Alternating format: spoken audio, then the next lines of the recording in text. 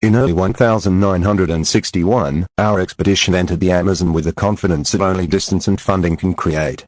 We had maps printed on thick paper, stamped approvals from universities and ministries, and crates of equipment that gleamed with promise.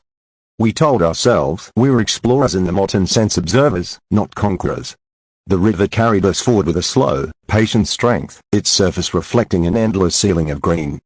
Along the banks, villages appeared and vanished like thoughts you almost remember. People watched us without hostility, without welcome. Just watching. When they spoke, it was through gestures first. A hand raised. A finger tracing a curve in the air. When words came, they were careful. Our interpreter leaned close, translating phrases that sounded less like warnings and more like memories. Do not go priver after the third bend. Do not camp where the ground breathes. The forest remembers who steps where. Their tone wasn't dramatic. There was no fear in it. That made us dismiss it even faster. We explained our mission politely. Soil samples. Botanical surveys. Aerial mapping. The tribes listened, nodding, but their eyes drifted off into the river ahead. One elder crouched by the water and drew a circle in the mud, then crossed it out slowly, deliberately. When asked what it meant, he answered with a single word that the interpreter hesitated over before choosing the closest match: boundary. We smiled, thanked them, and promised to be careful. Promises are easy when you don't believe they matter. As the day wore on, the forest began to feel different. Not hostile, just attentive. Birds called at strange intervals, sometimes stopping mid-cry as if interrupted. Insects rose in clouds and then vanished all at once. The air pressed closer to the skin, heavy and damp, carrying a metallic scent we couldn't identify. Someone joked about nerves. Someone else laughed too loudly. We pushed on. That night, we made camp near a bend in the river that matched our calculations perfectly. According to the map, it was ideal ground.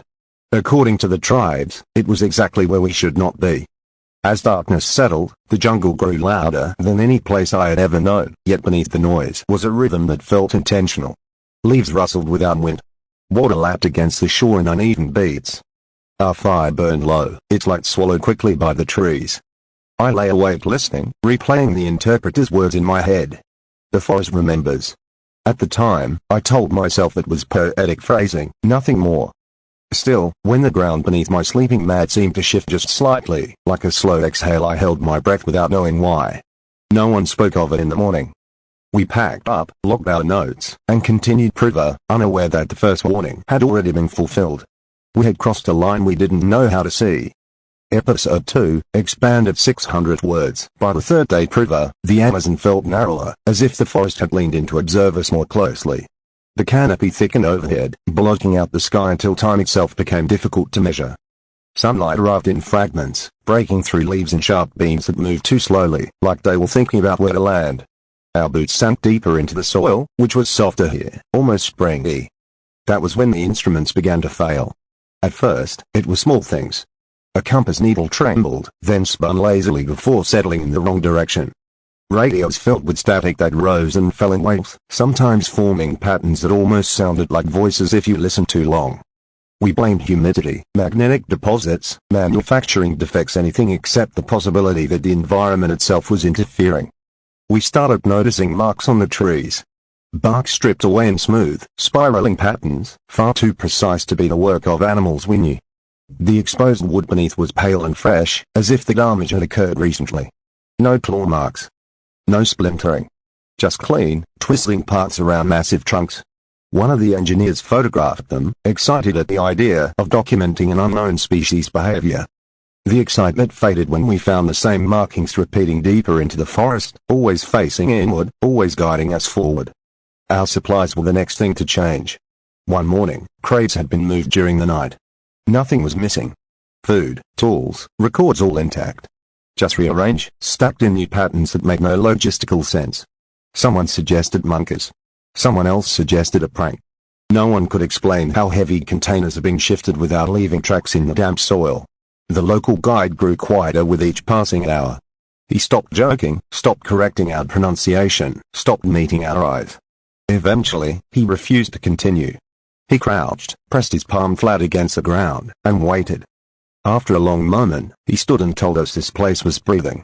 The interpreter translated carefully, choosing words like gas pockets and natural movement, trying to make it sound reasonable. The guide shook his head. Not like that, he said. This breath knows you are here, we argued. Schedules mattered. Funding mattered. Data mattered. In the end, the guide left before dawn, taking nothing but a small pack. He did not say goodbye. When we tried to follow his tracks, they disappeared after only a few steps, erased by soil that had somehow smoothed itself overnight. By afternoon, the paths we had cut days earlier were gone. Vines draped across them as if they'd been their fears. Fallen branches blocked our way, heavy and tangled. The forest had not attacked us. It had simply closed behind us, calmly and completely. That was when our knees turned into something heavier. Not panic yet, but the growing realization that we were no longer moving through the Amazon. We were being held within it. Episode 3, expanded 600 words. The clearing appeared without warning, a sudden openness that felt long after days of compression. Trees stopped at its edge as if obeying an invisible boundary. The air inside was colder, sharply so, raising goosebumps despite the humidity. Our breath fogged faintly, an impossible sight that silenced us more effectively than any command. At the center stood a ring of stone, weathered smooth yet intact, arranged with deliberate precision. Each slab leaned slightly inward, forming a circle that felt complete even before we stepped closer. Symbols were etched into the surface lines, curved intersections that resisted interpretation. They didn't resemble any known script. They weren't decorative. They looked functional, like instructions written for someone who already understood them. When we crossed into the ring, sound changed. The jungle noise dulled, as if wrapped in cloth. Our footsteps felt distant. Voices carried strangely, losing warmth. I remember speaking and feeling like the words belonged to someone else by the time they reached my ears. Instruments failed entirely here. Needles froze. Batteries drained within minutes. The stones themselves vibrated faintly, a low hum you felt more than heard. That night, sleep was impossible. Lights appeared beneath the trees beyond the clearing, drifting between trunks without illuminating anything around them. They moved with purpose, but no pattern we could follow. They cast no shadows. One man whispered that he recognized the rhythm of their movement, like a song he'd heard as a child, but couldn't remember the words to. No one laughed. Later, came the chanting, or what our minds insisted was chanting. It rose and fell, familiar in structure but foreign in tone, like language remembered by the body rather than the brain. The stones responded, their vibration deepening, resonating through our chests and into the ground. Fear settled in, not shy, but profound. This place was not abandoned. It was active. We recorded everything we could until the equipment failed completely. In that moment, stripped of our tools, we felt small in a way none of us had experienced before. This wasn't discovery. It was intrusion. The clearing did not reject us, but it did not welcome us either. It simply acknowledged our presence, the way a deep ocean acknowledges a sinking object. By morning, no one suggested staying longer. The unspoken agreement passed between us easily. Whatever this place was, it did not exist for us to understand. And understanding, we realized too late, had never been the goal of those who warned us away. Episode 4, expanded 600 words. The disappearance happened quietly. One moment, our colleague was checking the perimeter, flashlight beam cutting through mist. The next, he was gone. No shout. No sound of struggle. Just absence, as complete as if he had never been there at all. We searched until our voices broke, calling his name into a forest that absorbed it without echo.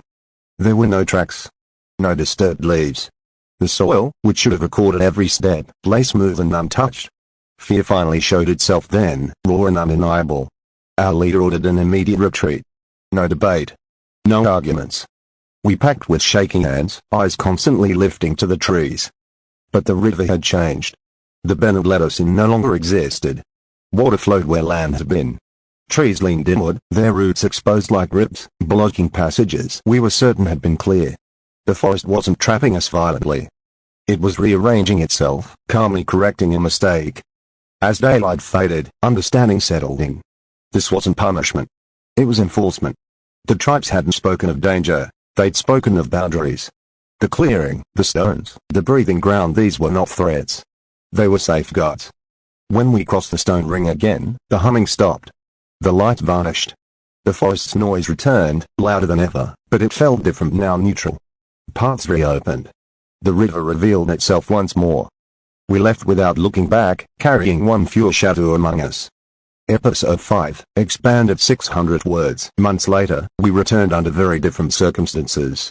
Officials accompanied us. Our notes were reviewed, edited, reduced. Words like anomaly and phenomenon were replaced with environmental hazard and equipment malfunction. The disappearance became an accident. The stones were never mentioned again. The official report closed the case neatly. Funding was redirected. The area was marked inaccessible. No one argued. Some truths survived by being buried. I returned to the tribes alone afterward, driven by something between guilt and gratitude. They listened as I spoke, my words clumsy and incomplete. When I finished, they nodded. There was no satisfaction in their faces, no judgment. Only recognition. One elder spoke softly, the interpreter translating with care. Some places are alive in ways people forget. They are not secrets to be uncovered, but promises to be kept. The forest remembers those who listen. It also remembers those who do not. In 1961, we believed the Amazon was hiding something from us. Now I understand it was doing something far more generous. It was warning us.